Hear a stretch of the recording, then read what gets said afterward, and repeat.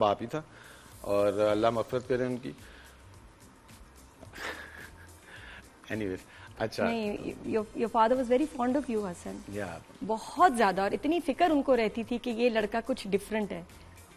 और वहाँ मेरे तो बड़ी थे, मतलब अल्लाह मग़फ़िरत करे, मैं बात उनके बारे में कर नहीं सकूँगा ज्यादा कि मेरा वो पहला इश्क ही है और आखिरी इश्क है। तो अपने फादर, अपने वालिद साहब की बात कर रहे हैं हसन, और उनका ऐसे चले जाना is a very big loss, बिल्कुल बिगेस्ट लॉस फॉर मी। तो उसके बाद अल्हम्दुलिल्लाह मेरे भाई, उन्होंने कभी मुझे इस तरह प्रेशराइज नहीं किया कि यार तुम घर में ये करो वो करो। उनकी सपोर्ट आज दिन तक, अगर आज भी मैं इधर बैठा हूँ, कोई हो सकता है कोई पीछे प्रॉब्लम हो, उन्होंने कहा तुम जाओ, तुम अपने इंटरव्यूज करके आओ, we will manage it.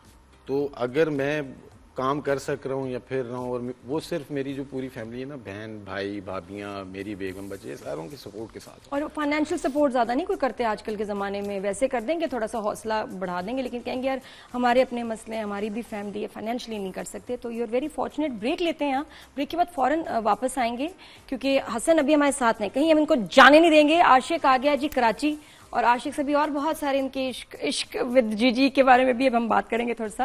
Rise and shine पे हसन फरीद लाइव हमारे साथ। मोहम्मद ड्रामा में जो आपने आशिक का कैरेक्टर देखा होगा, देख रहे हैं, वो यहाँ मौजूद है। अब यकीन नहीं आएगा क्योंकि बड़े हैंडसम और ग्लैमरस हैं भाई, क्या मैं बताऊं, लेकिन वो लाइन बता दो जो जीजी के साथ बोली थी अपनी अच्छे वक्तों में, आखिरी लाइन बड़ी खौफनाक, बताओ। कहती है तुम्हारा दिमाग तो ठीक है, क्या अरे कौन कम वक्त अपने होश हवास में रहेगा, आज तो मैं जुर्म भी करूंगा और गुनाह भी, फिर चाहे आशिक को नहीं, इस पे नहीं चढ़ सकता। उसके बाद तो जो छलांग मारी, ये छलांग इस पे नहीं चढ़ सकता। वो बड़ी कमाल थी कि ये कहने के बाद एकदम जीजी के बेड पे ऐसे छलांग मारी। वो खुद कूदे थे या कहा गया था? वो कूदे थे खुद, और उसके बाद एंड तक जब वो जा रहा है ट्रैक, और उसमें वो आखिर में कहती है पीछे हट जो तुम्हारा दिमाग खराब है, आसिया की बात देने से पहले, तो वो कट नहीं हुआ था। तो मैं तो घुसा हुआ था किरदार में, आगे जाए जा रहा हूँ ईवल हंसी लेके, तो कह रही है बस बस आगे नहीं आना, और कट कट कट समझ ही कहती है बस कट। क्या you think you get to involve जी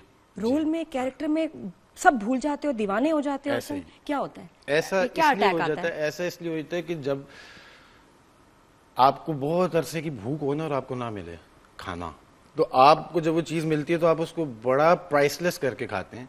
और मैं इस चीज पे आज हूँ कि मैं अपनी स्क्रिप्ट नहीं से पकड़ता हूँ कि मुझे मेरा कैरेक्टर पढ़ना है। मैं पूरी स्क्रिप्ट लेता हूँ, मैं पूरा ट्रैक पढ़ता हूँ, उसके बाद उस कैरेक्टर को डेवलप करता हूँ, उसमें जहां पे इम्प्रोवाइजेशन करनी हो वो करता हूँ, but with the permission of the director. बिल्कुल, और राइटर। या फिर रीशूट कर लिया कि नहीं जी, क्योंकि हम कहते हैं ना कम हो गया तो बता दें, ज्यादा हो गया तो बता दें, अंडर है ओवर है। तो ऐसे मुझे कोई 2-3 मोमेंट्स बताओ तुम्हारे दीवानगी के इन मुअम्मा। एक यही सीन जो हमने किया था जिसमें हमने 2 POVs झूठ की हैं, कि उसको मुझे पता था कि ये वो है कि आर्टिस्ट को अलग अलग ड्रामे करने हैं इस तरह के कैरेक्टर शो करने के लिए। जिस तरह एक में वो आया और वो देख रहा है, वो सिर्फ एक दीवाना है, वो देख रहा है जीजी को, जो कि सिर्फ देखता ही है। और एकदम उसके बाद जब दूसरा झूठ आता है इसके वाला, तो वो सडनली एक कंफ्यूजन वे में आ जाता है, कंफ्यूज होके कि पता नहीं ये एकदम मेरे पास आना शुरू होगी, ये एक अलग वेरिएशन है।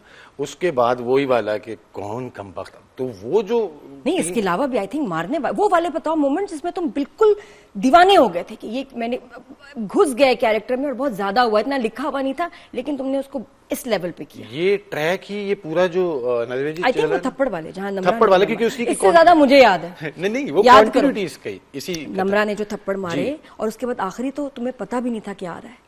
जी एग्जैक्टली वो बीच में हुआ, मैं बात कर रहा हूँ, धड़ाल एक हो रहा है, मैंने कहा ये क्या हुआ है, और वो रियल थप्पड़, वो रियल थे। कोई भी जो कह रहे कि फेक है, नहीं वो रियल था। बिकॉज मैं नम्रा को ये कह रहा था, मैं कहा हम दोनों का ये अच्छी बात है कि हम दोनों कैरेक्टर में पागल हो जाते हैं और अपना अच्छा देने की कोशिश करते हैं। तो नम्रा को मैंने कहा आप इजी हो के जिस तरह मारना चाहते हो ना रियल उसने भी खुल के मारा। हाँ, वो अच्छा भी उतना लगा ना, जिस तरह उसमें वो एकदम फी बदी आ गया मेरे मुंह में, और इम्प्रोवाइज कर दिया मैंने कि इस झूठी मक्कार मलका फसाद पे वो कर रहे हो, तो मलका फसाद वाज द इम्प्रोवाइजेशन।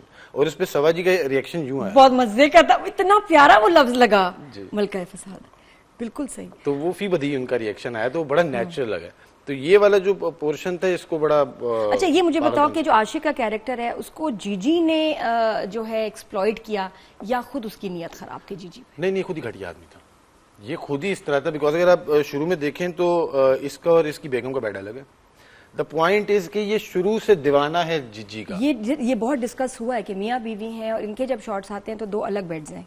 जी, क्योंकि he is not interested in her wife, इस वाइफ मतलब वो नम्रा में इंटरेस्टेड ही नहीं शुरू से।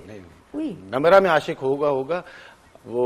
शुरू में लग भी नहीं रहा था कि हस्बैंड वाइफ हैं, पता है? हाँ जी, ये बड़ा बुरा है, लेकिन एक अच्छा, मजे की बात है कि इनका भी इंटरेस्ट बहुत है और जो आसिया है वो भी पागल है। जी हाँ जी, तो उसी को तो देख के दीवाना, पर मुझे भी आगे खरबूजे को देख के खरबूजे ने रंग पकड़ा। ये उसमें क्या देख रहे हैं, ठहरो जरा, तो ज्यादा गौर से ही देख लिया और बस आशिकी हो तो गए। वो कहता है ना भाई, इधर जिशान भी जा रहा है, जुनेद जा रहा है, तो मैं तो गरीब हूँ, मैं बहती गंगा में हाथ धो लेता। अच्छा, वैसे कैसा एक्सपीरियंस था working with the Saba Qamar and एज जीजी?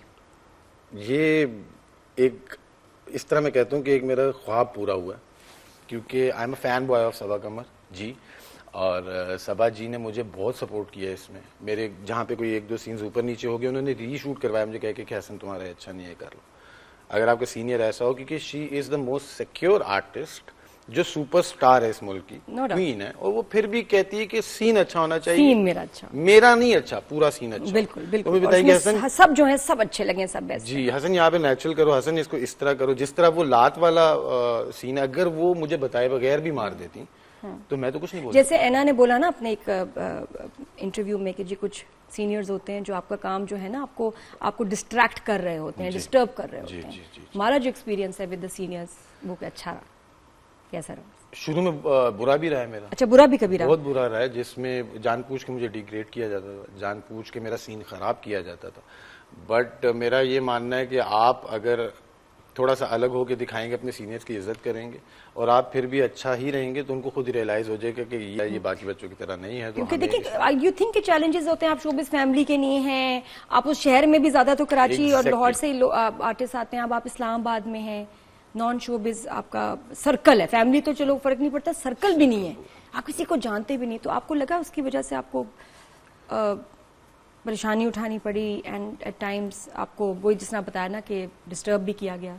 जी, 17 साल यही तो परेशानी काटी गई है कि ये सर्कल ना होने की वजह से ही स्ट्रगल करके अब आके मुझे वो एक रिकग्निशन मिली है, वो प्यार मिली है, वो इज्जत मिली है जो अल्लाह की तरफ से, वो अब आगे मिली है। अगर वो मेरा सर्कल होता, वो मैं उठना बैठना होता, तो मैं मेरा ख्याल है पहले साल में करता, मैं साल में एक प्रोजेक्ट। लेकिन लोग होते हैं जो आपकी टांग खींचते हैं। जी, वो मैं अब नेम दैम, नहीं, डोंट हैव टू, लेकिन हैं प्रोफेशन में, बिल्कुल है, बिल्कुल है। जिस तरह ऐना बहुत अच्छी एक्ट्रेस है, शी इज वेरी टैलेंटेड, लेकिन अगर उसकी अच्छे काम को देख के आप उसका जानबूझ के खराब कर रहे हो जेलसी में, that is wrong with her. But बहुत जेलसी। अच्छा, मुझे बताओ मुअम्मा का, मैं अब ये हल कैसे होना है, कहाँ कहानी जा रही है, कितने और एपिसोड्स हैं, और कुछ तो बताओ कि ये हल कब होगा, बस अब क्योंकि बहुत सारे सवाल तो अभी भी हैं, वो पता नहीं कब हल होंगे भाई। ये मेरा ख्याल है 2 हफ्ते में हो जाएगा हल, क्योंकि 32 एपिसोड हैं टोटल, और इनिशियली 27 थे, बट हमने इसको 32 किया। और इसका अगर ये इस तरह कि आपको एक भी पॉइंट मैंने बता दिया ना, वो मजा ही खत्म हो जाए। हाँ, नहीं ठीक है, बिल्कुल सही। और ये कि शादी खत्म हो गई लेकिन तुम्हारा खर्चा पानी नहीं खत्म किया आसिया ने। नहीं, अब बेसिकली अब जब आशिक आएगा, हाँ, आशिक मुअम्मा की आखिरी सांस तक है। आशिक के बगैर मुअम्मा नहीं और मुअम्मा के बगैर आशिक। क्या बात है। और देखिए, हम लाइव शो में शो खत्म करना पड़ता है, उसके बगैर भी नहीं चल सकते मामलात। Thank you so much Hasan. Thank you अजी फॉर हैविंग मी। बिल्कुल, कराची में हो दोबारा आना, बहुत और बातें भी रह गई हैं। डॉक्टर्स फैमिली का लड़का जो है बना एक्टर, आर्टिस्ट, और वो भी इतना शदीद वाला ना कि क्या करें। तो हम कल मिलेंगे, अपना ख्याल रखिएगा, अल्लाह हाफिज़।